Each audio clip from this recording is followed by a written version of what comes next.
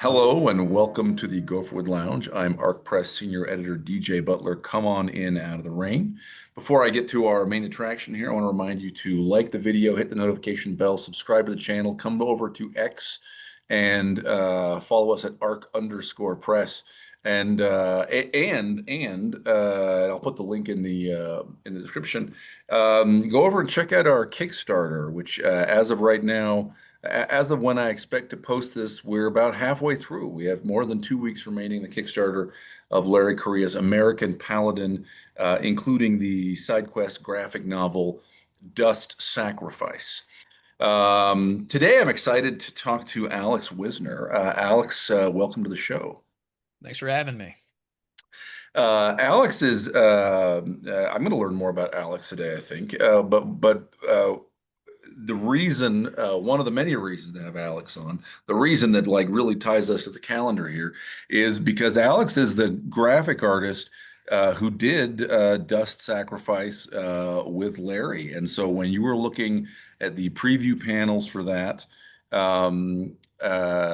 that's Alex. In fact, and I think this is correct, Alex, correct me if I'm wrong, but Larry um, actually wrote the script for Dust Sacrifice, but he'd never written a script for a graphic novel before. So rather than sort of write a script and hand it over, my understanding, and I wasn't in these conversations, but I think Alex, he would sort of write write a part of it and sort of send it to you, and you might say, "Hey, cool, here's how I see this," or is this what you have in mind? And kind of, I don't know if coach is the right word, but sort of work collaboratively with Larry to figure out um, how to produce the graphic novel, like in sort of the script writing side as well as the art side. Is that a reasonable characterization? Well, how it went was Larry called me and we he did say that he had no experience with comic book scripts and assumed that I would have all the know-how on that, but I've done one comic book before, and the way I do scripts isn't really like the standard way of doing things. Um so so I kind of just told him to write basically like a a novella that's just pared down on the descriptive scenes and just mostly focus on the dialogue, I guess. And I would just work with it at whatever he gave to me. So Uh, this is one of the super interesting things to me about you, Alex, is you interesting is a terrible word because interesting is it applies no value, right? Like you could say, "Oh, that's interesting," and you mean, "Oh, I think you're an idiot," right? Or, "Oh, that's interesting. Oh, I think you're correct." What I mean is, I love the fact that at least the way you present yourself is sort of like, look, I'm almost like an amateur here. I'm a guy who does art, and somehow I'm doing a graphic novel with Larry Correia. I think there are graphic novel artists out there, by the way, who would like cut off a pinky and mail it to Larry as proof that they wanted to do a graphic novel. I love the fact that you're like, yeah, I'm not really sure how a script works either. We kind of I figured it out. mean, I'm not. Uh I am like like just a year ago I was a hobbyist, just waiting for something to work, you know. I Yeah. decided I wanted to do, always with honor because I thought it was cool. And I guess Arc liked it. Like the people at Arc liked it enough to have me work with them. So that was just pure luck. I don't know. Yeah. That was came out from Passage Press. Did you know those guys, or how did they so Always with Honor is a about the White Russian general Pyotr Wrangel, right? Yeah. Um and am I right to think that it is right now there's one volume. Is there a second volume coming? Yeah, there's one on the way. One on the way. Okay. So the idea for this didn't originate with Passage. It was with you.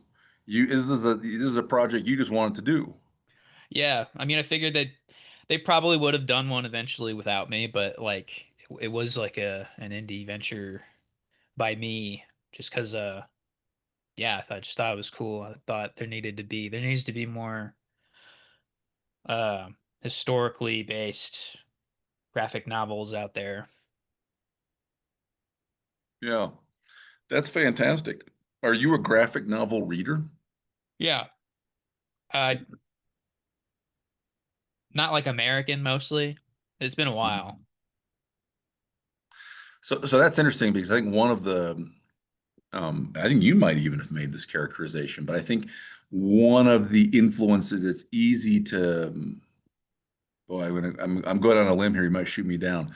One of the influences I think I see when I look at your work is that you might be a reader of Japanese comics, not Yeah, with the crazy bug-eyed blah Naruto running kind of end of it, yeah, um, but something more near the sort of the more realistic Ghibli films kind of, and feels like I see some of the same kind of lines and shapes in the Wrangle comic or in Mike Spears. Is that when you say not American, are we talking about Japanese? yeah.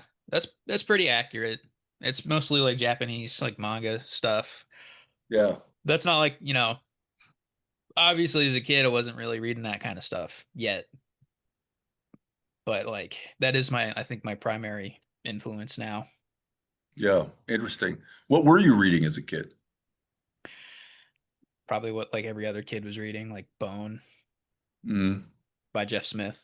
Yep, yep, yep. You're talking about like kid now. You're talking about not as a teenager, but like, right? Because Yeah. that's kind of a middle grade comic series, right? Yeah. I mean they're at like scholastic book fairs and stuff, so it's like, grade school, middle school. I don't remember if they did scholastic book fairs in middle school or not, but basically, every kid I think probably just grows up reading stuff like that or like their dad's comics, Uh-huh. you know. Like Yeah. I read my dad's comics, like he had Gru the Wanderer, he had Sergeant Hmm. Rock, so I'd read those. Awesome. Awesome. Do you know, so this is fun. The one I read as a kid, man, I read Tolkien when I was like 8. Um, uh, it broke me. And then I would spend years in public libraries trying to find Tolkien again. Right. One of the things I did when we lived in Ithaca, New York, is I think it's the Tompkins County Public Library, had a whole bunch of. Do you know the Moomin Trolls? Is that Yeah, I do. Yeah. Yeah, I grew up loving the Moomin Trolls. And like at a certain like we moved to Utah like 2 years later, and and I sort of forgot them until like I saw them as an adult and I was like, wait, I loved those things when I was like 8 years old, right? And I had completely forgotten, but there's like a whole bunch of books. And that's maybe comparable. I mean, it's a generation older, maybe, but sort of kind of in the same space as Bone, right? Where it's kind of an all audiences comic book. Um, Seems like it. yeah, long running story form. Yeah. Uh, There to- seems to be like a sort of Moomin revival yes, recently. I think that's right, which I think is awesome because how cool is that? It's like fantasy stories. It's kind of a little bit Adam's Family. They look like hippos, like Yeah. weird sort of magical fairy stuff. And Tove Jansson, I can't remember Swedish or Danish or Norwegian. All the Scandinavians now will hate me because I forget which one. Yeah. So it's not a Japanese sensibility, but that will anyway. Whatever. As a tangent, that's what I'm telling you. I grew up reading some comics. Those are the comics I grew up reading. And like at some point, I got my hand on some issues of Power Man and Iron Fist. So like improbably, as this white kid living in Utah from when I was like 10, you know, and me completely unaware of the politics. Like my favorite superhero was a black nationalist, right? Icon, Luke Cage. Um, Oh, which is just that's not what he meant to me, I just loved right. He's just a guy who punched yeah, people and was like yeah, invincible.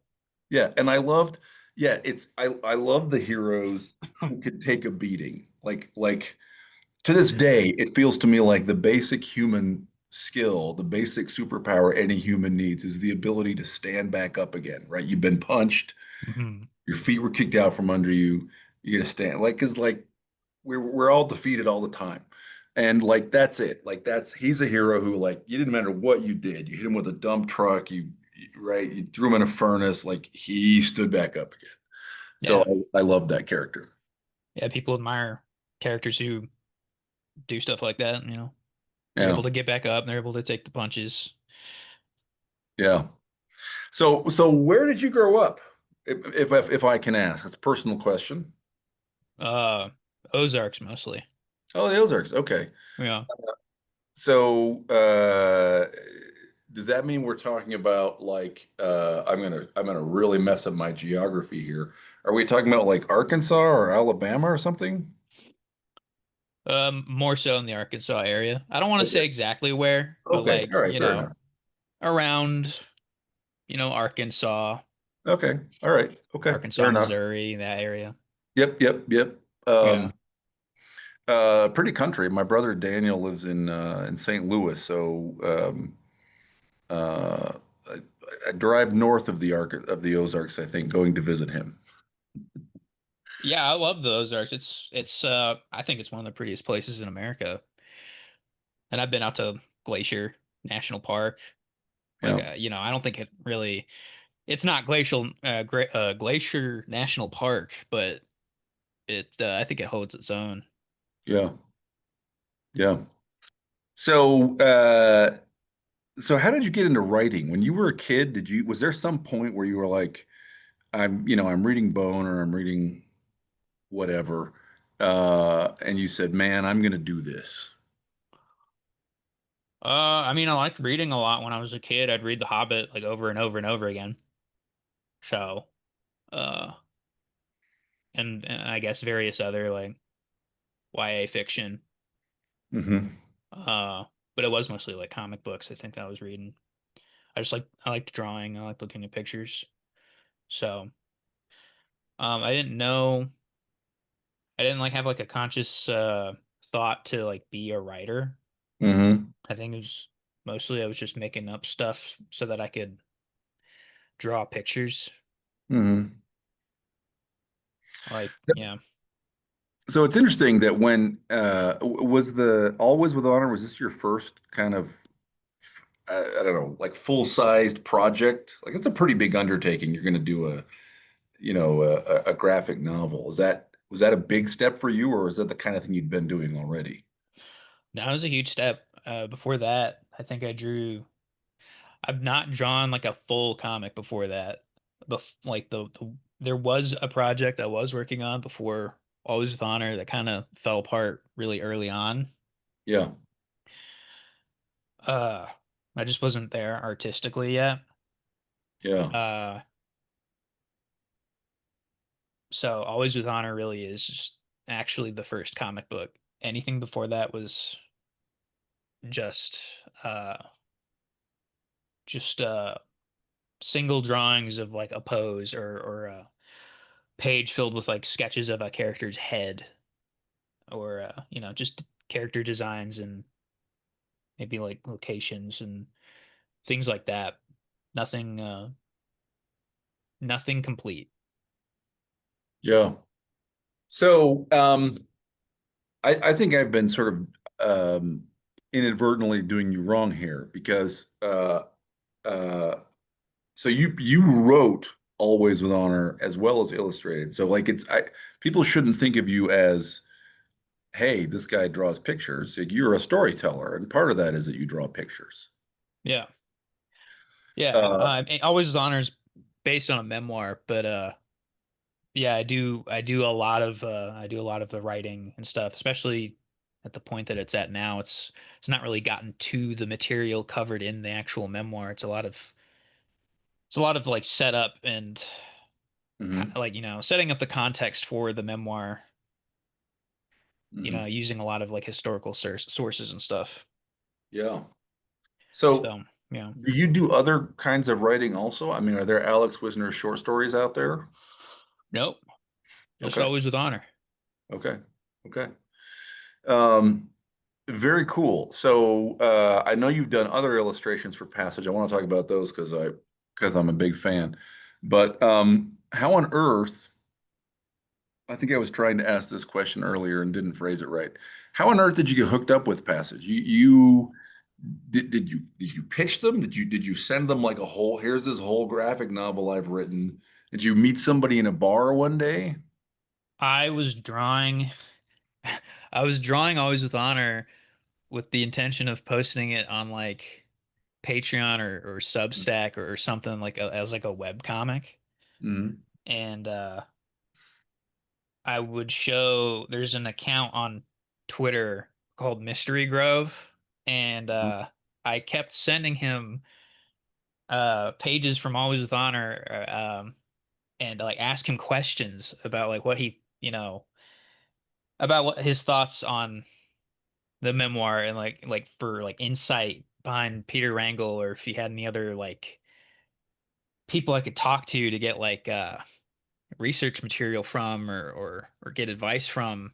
And he liked what I was doing, and he'd give me advice, and um he'd point me to like different guys who like, he pointed me to a guy he worked with on like the release of the memoir back when he like back when Always with Honor was under his like publishing imprint. But Because Mystery Grove is a publisher, right? yeah, he was. Yeah. And at some point, and maybe it was after you first started talking with him, I think he got acquired by the Passage guys or became part of the sort of constellation of publishers over there. He knows Lomez Yeah, somehow. yeah. Um, but back then, before I think before Always with Honor passed out, like his Always with Honor and the other books he published were acquired by Passage Press. Like he just kind of passed his catalog on over to them. Mm, Uh, because I don't think he really wanted to handle all the logistics involved with making that operation bigger. yep. But he knew Lomez, and he showed Lomez my stuff, and I Mm. I guess he like begged them to publish the comic under them. So yeah, it is just I got lucky. I was just talking to the right guy. I didn't expect that he would do that. Uh yeah. That's all, it's all thanks to him. That's awesome. Yeah. Uh, it's interesting. I think, man, I remember this comment vividly. I think it's from Seth Godin, who was kind of a marketing guru guy. And I think I was reading, I read one or two of his books years ago. And I think it was in one of his books where he was talking about different kind of industries. And he said, he got this sort of writer, and he said, I'm not going to give you any advice about how to sort of break in as a writer. In my experience, every writer who succeeds has found a hole in the wall the size and shape of one writer. Yeah. And so I mean I love it. You're like working on a project. You're talking to some uh, basically anonymous account, a small, very bespoke kind of publisher online, and ultimately he hooks you up with Lomez and those guys. Yeah. What a fun, completely non-predictable, what a non-plottable trajectory. You couldn't have planned that. Uh, Yeah, it all just kind of happened like super fast. yeah, In some ways it's uncomfortable because I didn't really at the time have any sort of like charted out complex like script to work off of. I was planning on doing it as like a side thing. It was a hobby, and now I'm kind of scrambling to make more stuff as fast as possible so that like uh I can do right by these guys. But yeah, it's difficult. And yeah, I don't think there really is any sort of uniform way for people to break in, I guess, besides just like submitting and hoping that an editor reads your yeah, thing and likes it. yeah, yeah, and you hope.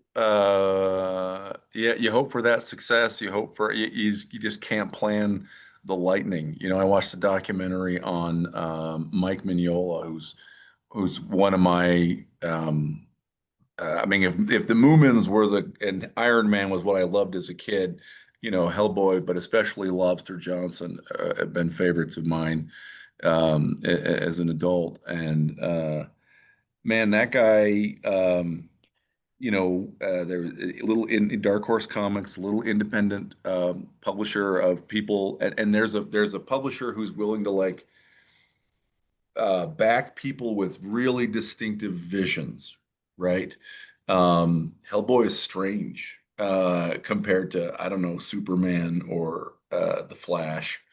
Um, and so like there's that level of luck. Mike got backed by a publisher, but then there's the Guillermo del Toro falls in love with your character, uh, has a big hit so that he gets like one free golden ticket, make any movie that you want. Hollywood will let you make any one thing, and he picks your comic. I'm going to make Hellboy, right? Like Yeah.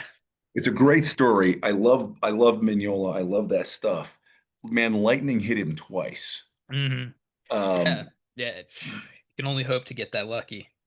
yeah. Yeah. But So we're looking for your second lightning bolt. That's what I'm saying.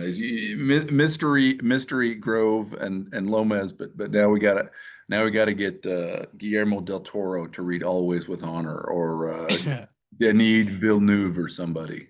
ah, who knows? Yeah. That probably will not happen. But like, my hope right now is just to like make it to like a full trade paperback collection release for Always with Honor, and Very cool. for that to reach as many people as possible, just to grow readership and be able to finish the story. That's really just that's all I want, and to be able to make a living off of it. Very cool. So people can get Always with Honor as an add-on for the Larry Correia American Paladin Kickstarter. You can also just get it at passage.press. Um, Yeah. I think it's also on Amazon, right? You just get it on Amazon.com. I don't think it's on Amazon yet. And it's not. Okay. So, but it's the same title. So you're looking, your work is the graphic novel, not the memoir, which they might also find. Uh, Yeah. your work is turning that memoir and the story of that guy. Because to your point, volume one mostly precedes the time of the memoir anyway.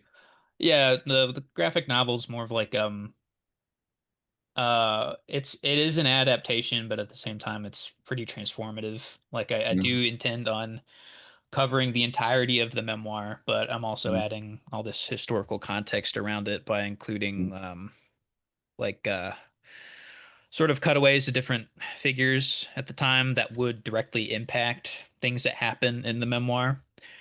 Mhm. Because I think, the Russian Revolution isn't very much covered by Western curriculums, not in like any sort of real depth, I guess, but Yep.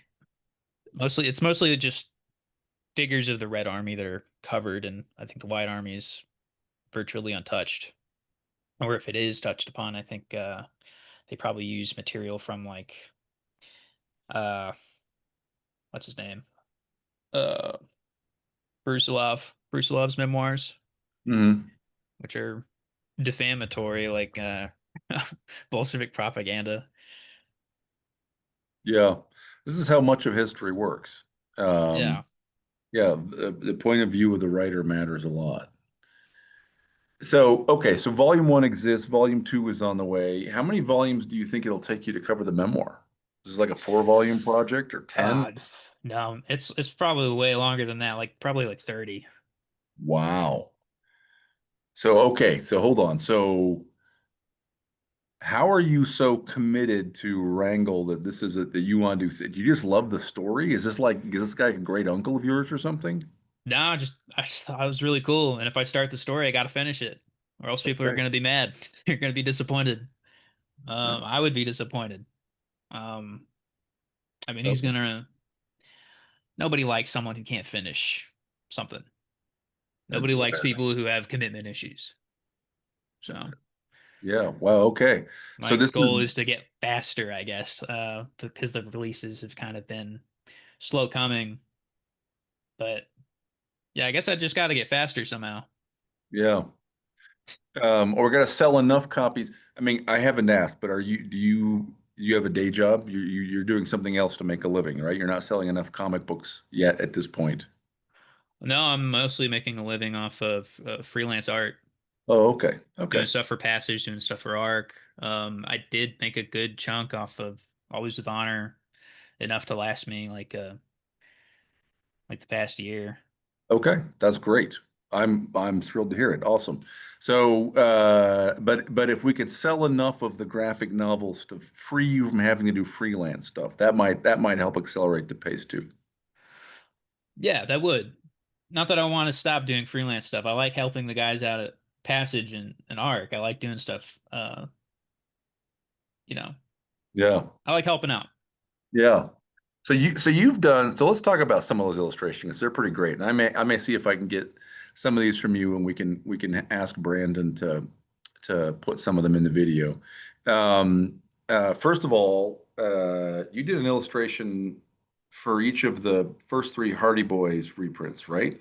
Yeah, You're the illustration that's like right inside the like facing the first page of chapter one or something like that, as I recall. I did the covers. I did the all the interior illustrations for the Hardy Boys, and I did the box art too. Oh, is there more than one? I thought there's only one in each book, or is there more than one picture? No, each book only has one. You're right. Okay. Man, they're terrific. They look so period, and it's a very different looking style from um, what I see in Always with Honor or Dust Sacrifice. Like if someone told me, uh, oh yeah, these we got the right to we're using these because the copyright expired because these were in the original 1928 edition or whatever. I would have said, "Wow, cool," and I would totally have believed it because they have a really terrific um I don't know, something about the sort of lines the clean lines and kind of the shape of them that to me it just felt so great and so period. Um uh the sort of difference between that and Dust Paladin and Always with Honor is kind of what's made me react with surprise when you sort of say, "Hey, like I've just kind of stumbled into this, and I guess I'm a professional, but like I don't know, I tagged a guy on Twitter and we ended up in right, like it just you're very good, I guess is what I'm saying, Alex, and like." This must have been a deliberate stylistic choice to draw a kind of a classic look for the Hardy Boys. And I think also, and I have not really looked at this yet, I don't have a copy yet, but Treasure Island, right? There's a Treasure Island coming out. Didn't you also do that one? Yeah, yeah, I did that. So talk to me about that, because to me that looks like a very different style. Am I smoking something, or is this you deliberately um, adopting different looks for different books?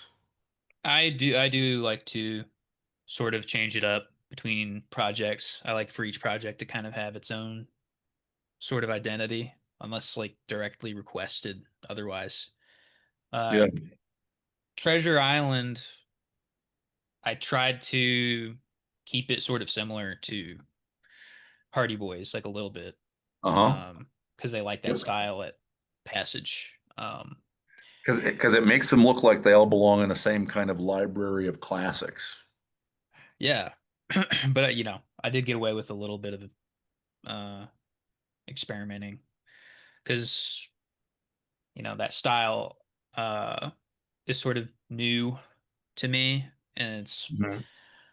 um the practice run for that was like when I did their H.P. Lovecraft books. I was going to ask about that one next. So did you, and there are two of those too. The second one just came out, is that right? The first one's been out Yeah, for a while. Yeah. yeah. Second one just came Um, out. okay, so the practice run was with the first H.P. Lovecraft collection. So did you pick models? Did you like go back and find old illustrations and say, this is the style that I'm gonna sort of try to adopt? What did you do for the H.P. Lovecraft collection? Mostly, I was just told by like an editor over there that they wanted to capture a specific kind of vibe, and Mm, I just tried to follow instructions as best as I could. And they liked that style, so they wanted me to use that for the interiors of uh of Hardy Boys and hmm Treasure Island as well. They like the sort of cross-hatched calligraphic uh pen and ink style. hmm But the covers, that was like a whole different thing. I don't remember if I think for the covers of like Hardy Boys and Treasure Island, I think those just came about because I liked to do some cartooning before I did Always with Honor, hmm just for fun, and I wasn't super confident in like my ability to paint, so um I just played to my own strengths and decided to follow a sort of like clear line art style um hmm in the steps of like Hergé, the creator of Tintin. hmm Um, but a lot of people see Miyazaki more in it, like Studio Ghibli, Uh-huh. more than they do Tintin, which is funny to me. That's interesting. Maybe it's because Tintin is so. I mean, I have some Tintin collections, and the cover is colorized, but of course the strips are all black and white. Um, maybe it's the shades. I should have brought some of the books to kind of show. Um, but they okay, so hold on. So comment, and then the problem is right now, Alex, I have like five different trails in my head I want to follow. So first of all, it's interesting to me. I think the first Hardy Boys books are published in the 20s, which is also when a lot of the classic Lovecraft tales are set, um, because that's when he was writing, is the Yeah. 20s and 30s. Right? He wasn't writing historical fiction; he was writing contemporary fiction. Right. Um, so it's interesting, right? That there's I don't know. Um, I'd have to go look. I have a 1927 Sears Roebuck catalog in my basement because I am a writer, and that was important to me for a book I wrote recently. Uh, and I have to go back and look at the images, but I think again it is sort of in that sort of um, as you say, kind of calligraphic, uh, clean line with a pen style. So when you're I guess my question is about media. So forget about the covers for a minute because those are colored, but these black and white pictures, are you doing them with a pen? Like, how do you do this? Is So it it's all I do everything digitally on like a graphics tablet with like okay? a Yep. stylus, like I'm drawing on a big iPad or something. Yep. Okay. Okay. And um okay, interesting. And then do you also colorize? So like are the covers done exactly the same way, but then you go the side of the house is brick red, the roof of the house is slate gray kind of thing. I try to I try to do, yeah, it's all done the same way on a graphics tablet, but I I try not to use like the bucket fill tool or anything. Hmm. I like to hunt down like digital brushes that have like a sort Mhm. of traditional looking texture to them, and I like to manually Interesting. color everything in to make it to sort of sell that effect. Interesting. Interesting. I don't know these tools, but I mean, um, but it's easy to imagine. It's just like a pen. It's the same thing as if I was drawing on a piece of paper with a pen. It's just Right. I can press Control Z and delete the line I just drew, which makes things a little more convenient and easy. Yeah, for sure. But everything else about it, I can transfer that kind of skill set over to a traditional medium. Yeah. Yeah. Um, Very cool. So yeah, so the Lovecraft collection, the first one, that's got you did the cover, but also it's got an illustration for each story, right? There's what is it, 10 stories inside it or something? 8 stories maybe? I don't remember. That was like a A year million ago. years ago. Yeah. Yeah, that was I think there were uh like Maybe. 11 Yeah. stories in the first one. I think there are not as many in the second one, but they are longer, so Uh, I think the books are still like the same sort of length, just mm, fewer stories. I think there are yeah. like maybe eight in the second one. Yeah, sounds right. Some of Lovecraft's stories were quite long. Uh, people publish in magazines then, but the magazines would publish um, novella length books or serialize it over Yeah. more than one issue. Um, so some of his are pretty lengthy. No, nothing that amounts to a novel quite, I think, but some pretty long stories. Um, okay, so cool. So that's so let's see. So what else have you done with Passage? There's two Lovecrafts. You didn't do the Robert E. Howard at all, right? That's No, that that was a whole different guy. section. Yeah. Um and I feel like I'm forgetting something. Always with Honor, American the Hardy Boys, Treasure Island. Um or is that it? Maybe that's it. I think that's it. It's just the H.P. Lovecraft Volume 1 and 2, Yeah. um, Hardy Boys, and there's like another Hardy Boys collection coming, so I've also done that. Yeah. Um, and yeah, Always with Honor. And then I did, I illustrated the maps inside of the Passages re-release of the Always with Honor memoir as well. Oh, very cool. Very cool. Um, Interesting. So you got an oeuvre building up here. Yeah. Um, so is there do you have a site online if people wanted to go like see your stuff where they could see images by you, contact you to engage you freelance or anything? I got my Substack. I post new pages of Always with Honor on there so that people can keep up with it between full printed releases since it takes so long, and Mhm. it's kind of like the more affordable option. It's more inconvenient, but it's more affordable. Yeah, yeah, yeah. So do they find that Substack just using your name, Alex Wisner, or is there some other? I think it's Alex Wisner art. Okay, okay.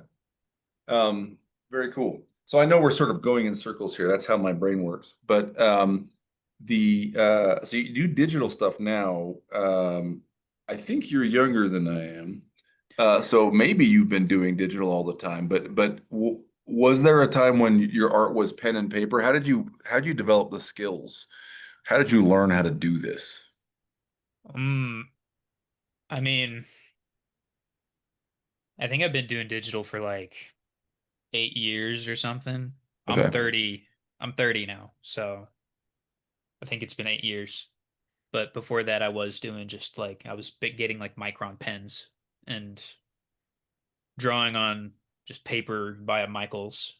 Hmm. Um, and then I got a Wacom tablet, one Hmm. that's not a screen display. It didn't have a screen display on it, so it's just like a little kind of like a mouse pad, and I'd have to draw on the mouse pad while looking at the screen, which really messed with me hard for a long time. I could not get used to it for years. I was very even up to the point where I got like a proper graphics tablet. I was still kind of clumsy with that pad. And then when I finally got a graphics tablet, I was like, okay, this feels like drawing on paper again. This is like I was able to do much more once I finally got there. I don't know. I just my coordination would not let me use that old bamboo tablet. Yeah. But I did use that for like a long time. Yeah. So That's interesting. Did you have art classes? Did you, I mean, was it like the great rock and roll guitar players are mostly self-taught? Yeah, I'm also self-taught, but You're I'm not basically like super self-taught. great or anything. Like I mean, I'm 30. I feel like I should be better at my age, even for a self-taught guy. I think I I get too comfortable. I don't know. I uh, I look at videos and stuff sometimes, but it seems like such a chore to do that at this point, but I gotta force myself to anyway. But when I was in school, I never paid attention in art class because they'd want you to draw stuff that was boring. So I was like, I'm not drawing that. I'm gonna draw cartoons. That's It was like, kind of shooting myself in the foot, uh, being like impulsive and sure. ADHD, and I had to teach myself that the stuff they were trying to show me in art class later. I had to look up videos and like read books on perspective because I didn't learn perspective until I was like 25. Just super embarrassing.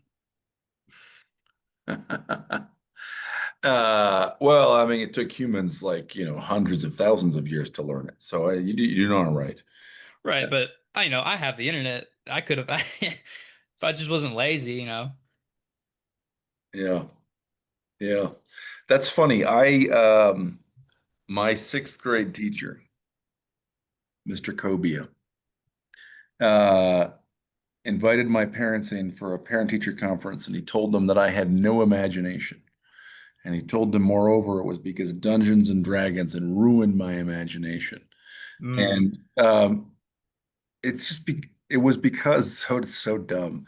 He had assigned uh, a writing assignment that we were supposed to write, like, I don't know, 3 paragraphs or something about what pet do we most want to have. And I said, I don't want to. This is so dumb, right? I should have just been like, I don't know, pick an animal. I want a horse, right? But no, Hmm. I was like, I don't want to have a pet, Mr. Cobia. And he that was not the right answer. I got in trouble for that. And my parents were told I had no imagination. Um, and I have never yet dedicated a book or an award to Mr. Cobia, but one day I probably will. That's so goofy. So Yeah, you grew up through like the satanic panic around Dungeons and Dragons and stuff. I, That's oh my corrupting our goodness. youth. That's exactly right.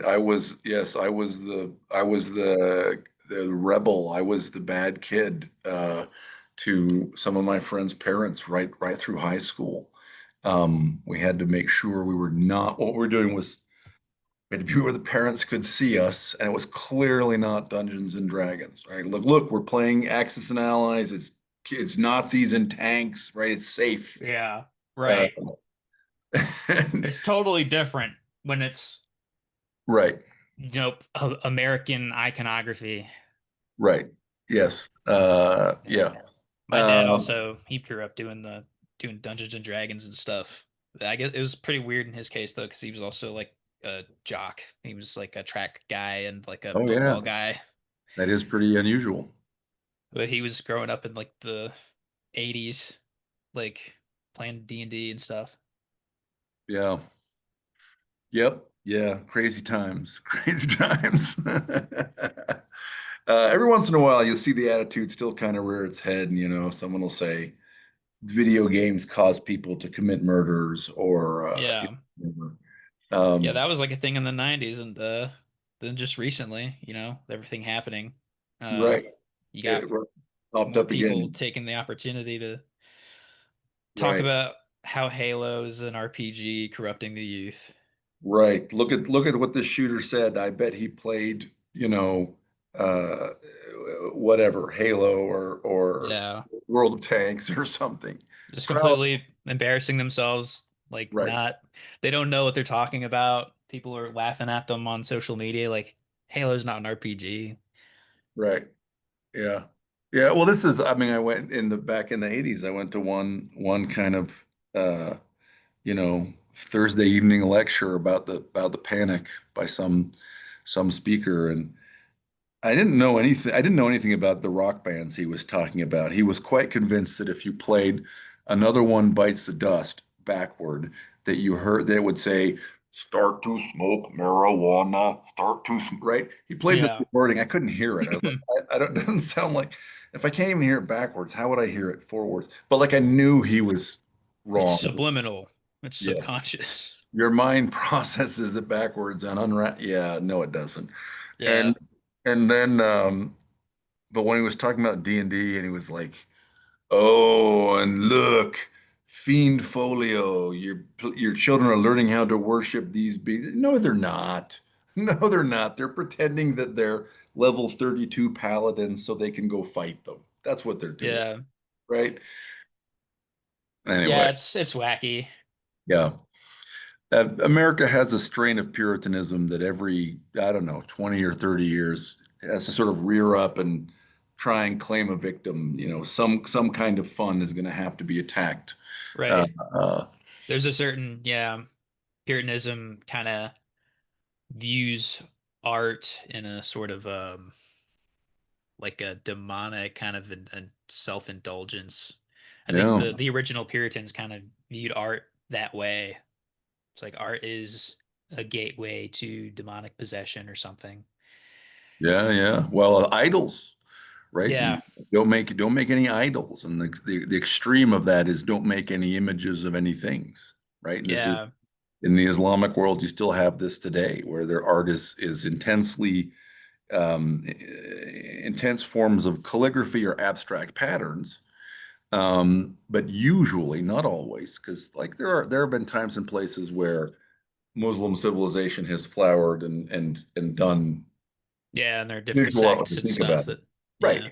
Somebody, the Ismaili Shiites or the whoever in Yeah. Persia, right? But what we mostly see is yeah, it's aniconic, right? Yeah. Which is I mean, man, that's a way to think about it. I love art, Yeah. visual storytelling, all of it. Yeah, me too. I mean, yeah. I love art. Yeah. I love Well, good it's so stuff. cool. It's so cool that you're doing it. It's so cool that you're. What's your? When do you expect to get volume two out of the Wrangle story? Um, Passage has it right now. I think they're preparing to print it.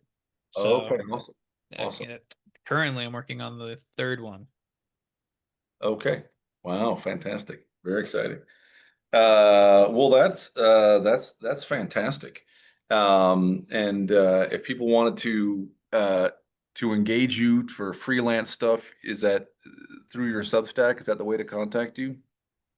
I pretty much only do freelance for a Passage and an Arc right All now. right, But yeah, but if people want to support me, they can go to my Substack and cool, give me $5 a month to read Always with Honor early. fantastic, fantastic. I love it. Um, well, Alex, what else? What have I forgotten? What have I left out? What? Do you Uh, have any more questions about like American Paladin? Uh, yeah. Well, okay. So, to what I'd love to talk about American Paladin. So, you're putting the first. It's interesting. This is unusual, right? Because usually a book series gets a graphic novel after it's got four books out or something, right? Yeah, And yeah, character's totally established. Uh, we know what she looks like. But actually, right.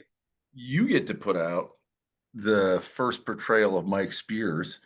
What was that like kind of working through that with Larry?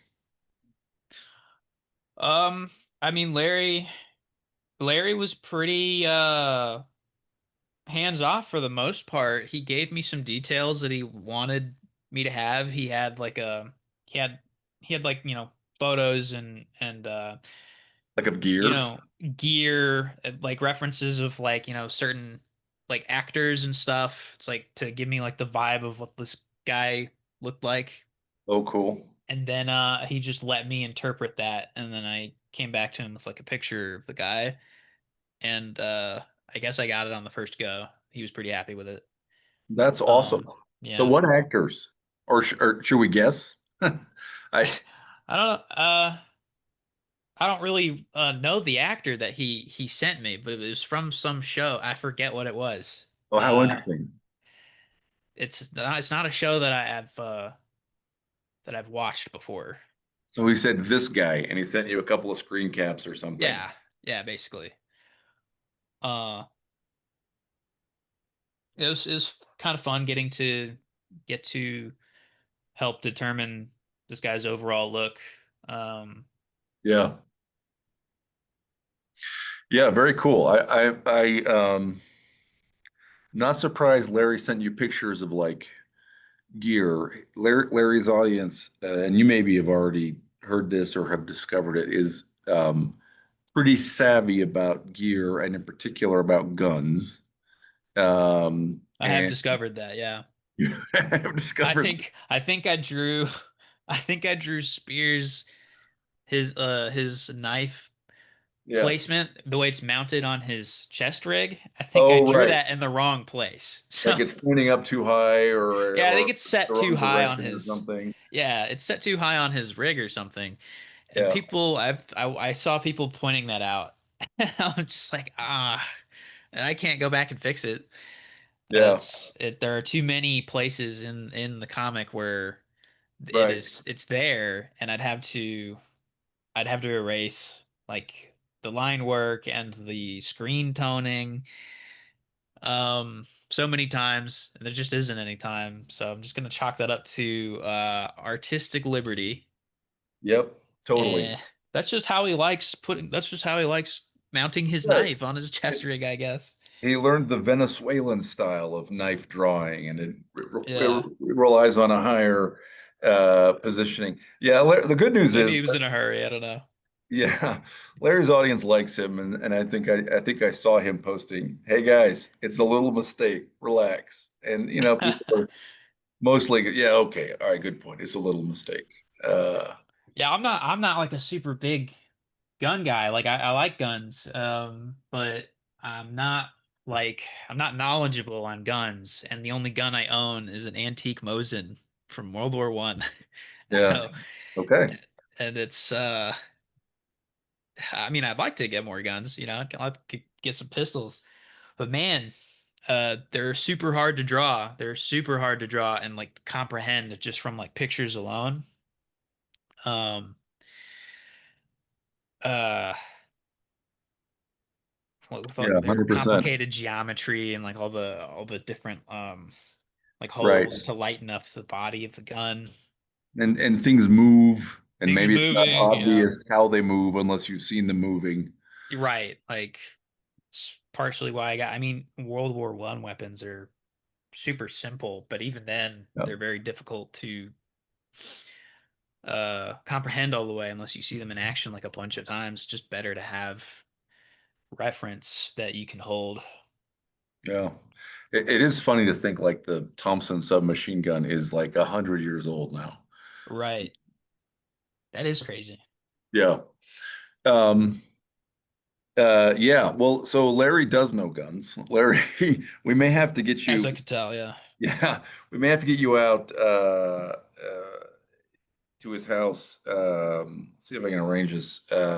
He's got a shooting range. He built his house. It's people refer to it as Yard Moose Mountain. Uh, uh, he it's a new construction on this hill, and when they were clearing out the driveway with bulldozers, he said, "Go ahead and put up a berm here," and made himself a shooting range. So I've been shooting on Larry's property probably 3 times. Um, Hmm. so maybe we can fly you out, and we can. In fact, Larry does occasionally does in the summer often a 2-day instructional event. We can see if we can get you out there for that. Get some That sounds fun. hands-on education with some of these. It is fun, and Larry is a fun guy. Uh, Yeah, I'd love to do that at some point. yeah, I'll see what we can arrange. I mean, I think we're gonna have to. he's going to have to kinetically alter several hundred signing pages, and we're not done. We're not halfway through the Kickstarter yet, so who knows? Maybe it'll be 1,000. So maybe we can bring you out for that, and that can be part of the finalizing, preparing the Kickstarter materials for shipping. Maybe Um, so. If I can find the time, between like moving and drawing and stuff. yeah, yeah. Are you in the process of moving now? Yeah, I think I'll be moving in about like 2 weeks. Oh wow, I'm glad you could squeeze out time for us. That's like a uh, every time I've moved, it's meant weeks of packing stuff into boxes before the move, and then weeks of unpacking afterwards. Thankfully, I don't have that many things. Yeah, But uh, yeah. that is good. That is good. Let me ask one more question, and Uh, I mean, there. I guess I'll say this. I'm going to ask a question that may, in sort of spoilers, spoiler alert. Okay, so All if right. if you're watching this and you're like, I don't want to hear, I don't want to hear. Okay, stop right now. So, the monster that comes out of the door Oh is yeah. is so cool. It's like some kind of weird Mesoamerican. It's like a jaguar, but it's got like this deeply disturbing head, you know, that's like sort of weirdly phallic at the same time, not expressly, but like, um, That Larry was says that accidental. was your doing. He was like, he said, I just told Alex draw a monster. Uh, Yeah. where did that come from? I don't know. I was in a hurry and I was like, man, I don't got a whole lot of time to work on this. Because it took like 2 months to just like plan out the sketches for the book. And then I had 1 month to ink and tone 67 pages of this graphic novel. So knowing that, I was just like, I've got to like come up with something. And I don't know. I didn't really have anything like super specific in mind. I just thought like having a human skull on an animal uh is really creepy. Like I guess like if you've seen the film Annihilation, Hmm. there's like a bear with like a human skull Hmm. like embedded into it or like coming out of it. Um so I just think that that concept of like a human skull, a human-ish skull. It's not even like fully human. It's kind of like a deformed weird type of like almost like a different type of what do you call it? Um Like a different hominid, like yeah, a it's different hominid. a That's what I was relative, but it's yeah. not a human. Yeah, I was trying to think of the word hominid. The word was escaping me. But yeah, just like a uncanny sort of skull. Yeah, yeah. Um I But just on kind a of giraffe neck, but like kind of a bent or yeah, he's twisting supposed to be like a snake, I guess. Like he was serpentine. Yep. yeah, he was supposed to be like a like in the script it was he was kind of just described as like a lizard type of monster or a Yeah. snake-like monster and I just took that and I twisted it to be uncannily human, I guess. Yeah. I was hoping that would be I was hoping that would be like received well. I was hoping that would be like creepy enough. Yeah. Um It's yeah, I pretty didn't have creepy. a thanks. I didn't have a whole lot of time to think on it, but I guess luckily I came up with something. Yeah, it was fantastic. That was it was a real highlight, a lot of fun. There's a Stephen King's book on writing. Man, all books on writing are hit and miss, right? You like read them and like, I don't know what works. I'll take what works out of this for me. Yeah, trying to like listen to lectures on writing, it's like Yeah, half the time there's nothing there that I can even that I could parse. right. Nothing really useful there. It's a lot of feelings, Yes. Yeah. and you can't Yeah. really impart those onto other people. Like that's kind of, imparting Yeah. your emotional way of thinking about stories onto someone else's advice. I don't know if that really Yeah. works. Yeah. All true. All true. one of the things he says in the book that I thought, okay, this is in my experience has been correct. He says, look, you just got to do the work. Sometimes when it feels to you like you're not inspired and you're just grinding it out, sometimes you don't realize it, but you're doing your best stuff, you know. Right. And that's not you didn't say you felt uninspired and were grinding it out when you did the monster, but like, hey, maybe doing it with little time and you're like, I don't know, maybe this, maybe that. The thing really worked on the page. So good job. Thanks. Yeah.